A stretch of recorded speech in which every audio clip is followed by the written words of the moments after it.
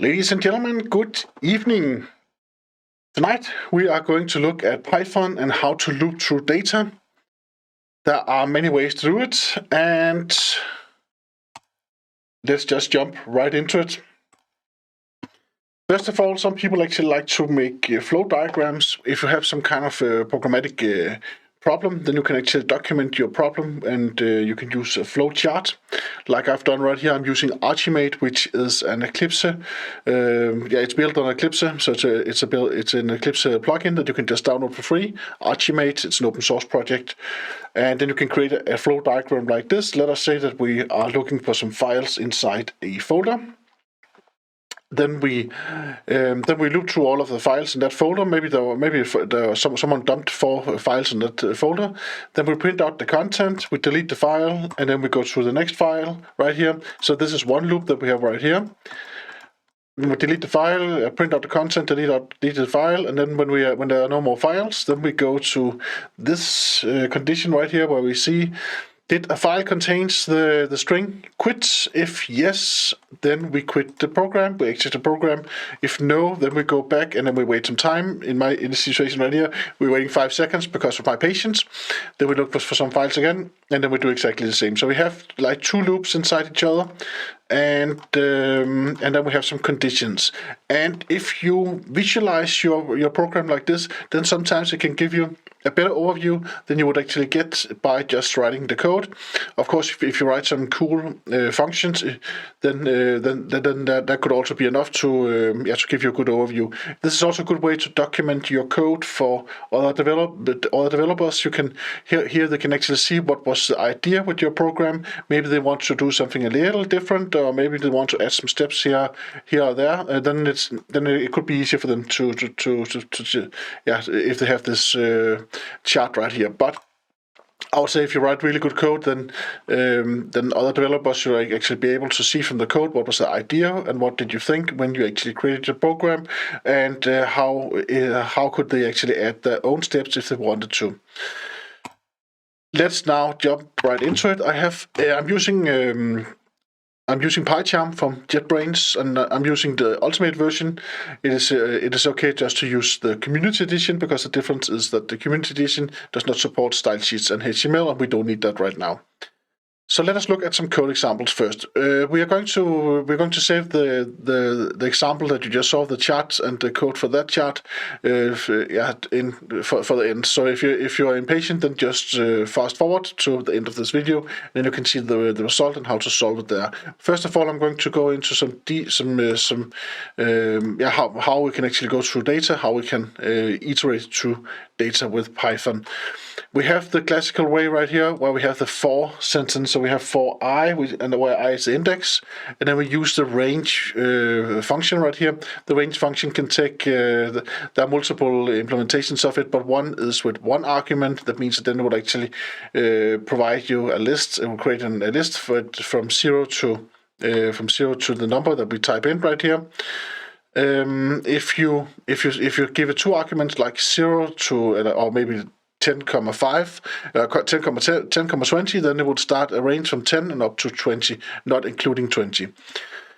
But this is the classical way. We have an index right here, and then we go. Then we take an item for the shopping list right here, and then we print out this item right here. And this is not the Pythonic way of going through data, because you can see we are actually creating an index we do not need, because there's an easier way to actually access this data, and that is to use this for sentence right here. We use for and then some kind of variable, and then we target the list that we actually want to go through. So this is the right way, and you actually save some lines of code, and it's much easier for other people to read this code than this code right here. Let us see if it actually works. So I'll press Control Shift F10. This means run the code run the file that has the focus right now. If you only press Shift F10, then you rerun the last program that was run in PyCharm. So which output did we get? We got exactly the same output. So you would have created the same result with either of these methods, but nevertheless use this method right here. Breaks. Okay, there's something called breaks inside these loops. This means that if for some conditions, then we can actually say that we want to break. So here we have for I in range 5. That means that we will go from 0 to 5, and then we will print out each number. And then we will say if the number is 6, then we will break. Then we will break the loop. This is this sentence right here, and then we can use something else when it's when we're dealing with Python. That is else. The else code will be run if the main loop would not be broken. So if we did not break this loop right here, then we will print. Then we will run this code right here.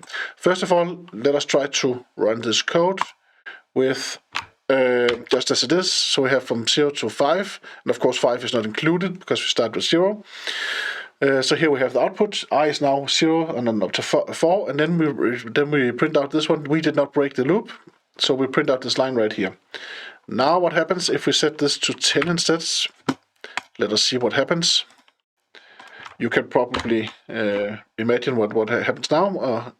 Then we have from I from 0 to 6, and then when we reach 6, then we reach this condition right here, and this means that we are breaking this for loop right here. We are jumping out of the for loop right there, and then we print out break the loop, which is this text right here. But we are not calling this part right here, the else part for the for loop.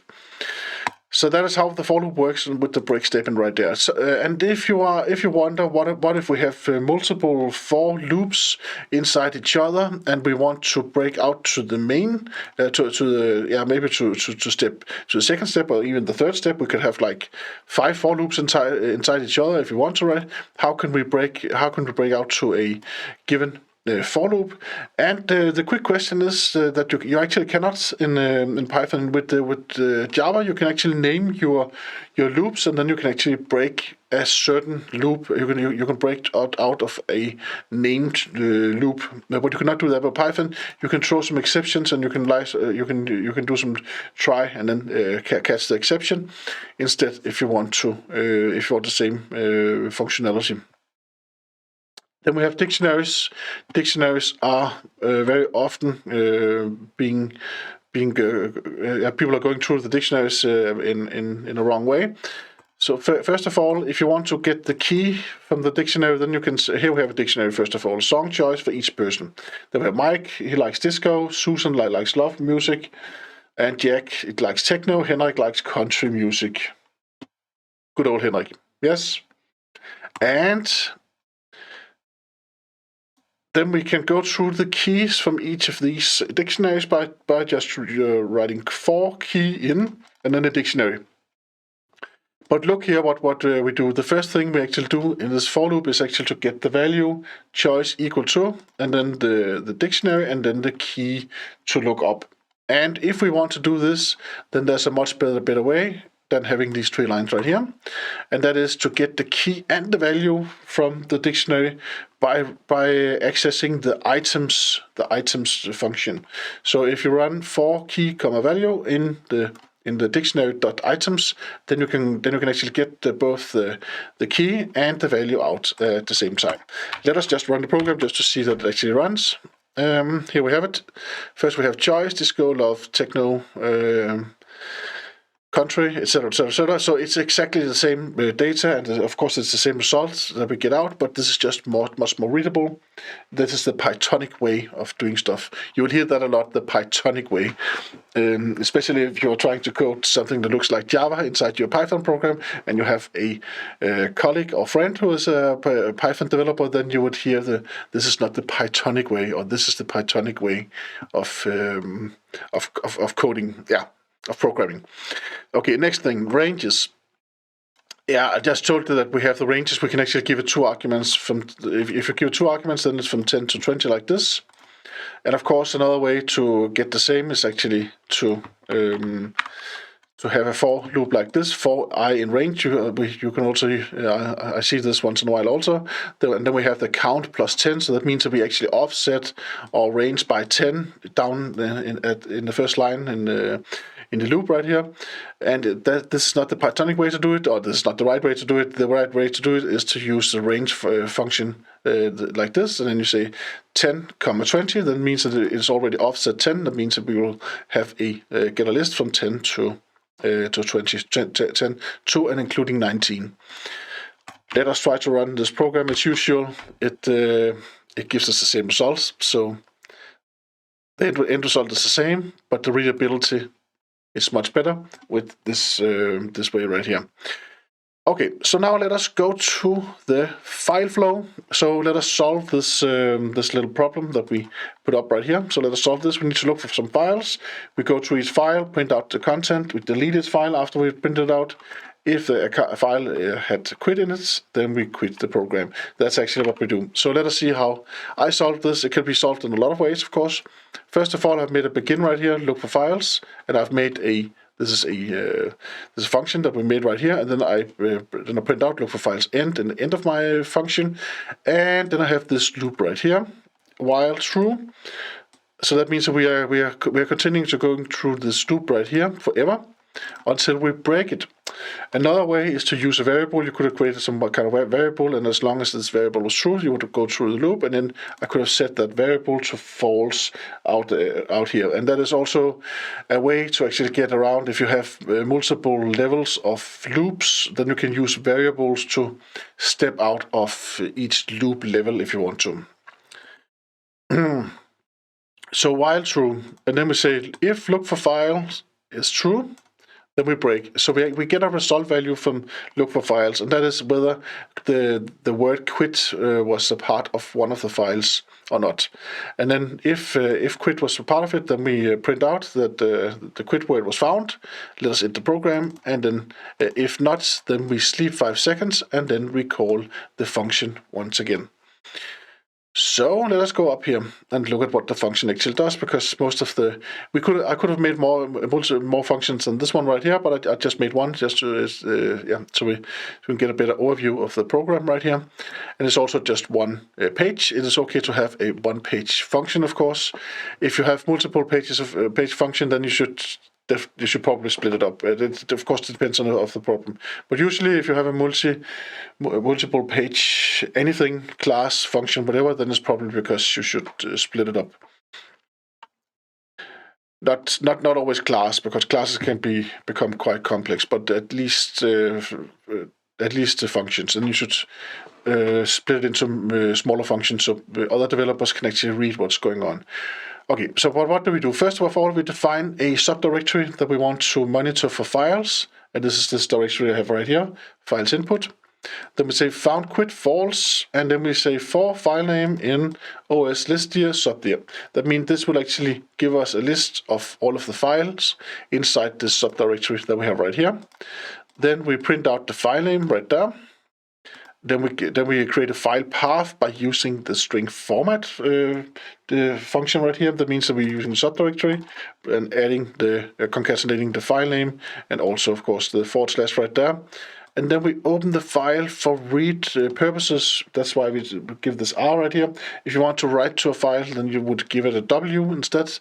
But here we are opening the file path. And if you're wondering why do we get all of these cool things from, then we have the we're importing OS right here, so we can use the operating system functions which we have right there, and the open is that's part of the default library in Python.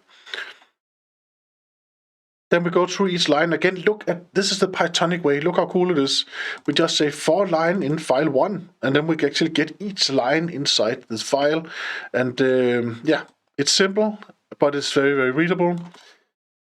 Then we say if not line, then we break. That means that if there are no more lines, then we just break this loop that we are running through right now. So read the file line by line. Then we print out the file. If there was a line, then we actually print out the line, and we strip it for spaces in the end. And then we say if line equal to quit like this, then we set found quit to true. And you remember that the found quit is actually used as a return variable right here. So this is the result of our function. So this is what we will return to the main while loop. Then we close the file when we're done, and then we remove the file. Then we delete the file afterwards. That's actually what we do. And I have some files that we can then dump into the file's input folder. I have Mike's poetry right here, roses are red, other flowers are other colors, etc. Then I have a quit file right here that we can try to feed our program, and then we can see that it quits. Shift Control F10.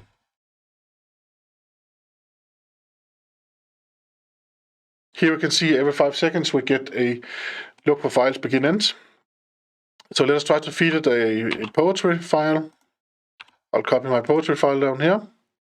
Let's see what happens now. In 5 seconds, what will happen? Here we got it. So now our file has been eaten right here. File was found, Mike's poetry.txt, and here are the line. Each line is being printed out right here, also Python, and then it continues. Now let us try to feed it our quit file. And even though that we can see the file right here, that is because PyCharm is not updated. So if we reload from disk, then we can see that the file is actually gone. Let us copy the quit file.txt into this folder right here. Let us see what happens now. Oh, first we actually print out the content. We found the quit file, then we print out the content, and then we say the quit word has been found. So let us end the program. That's actually it. That is it.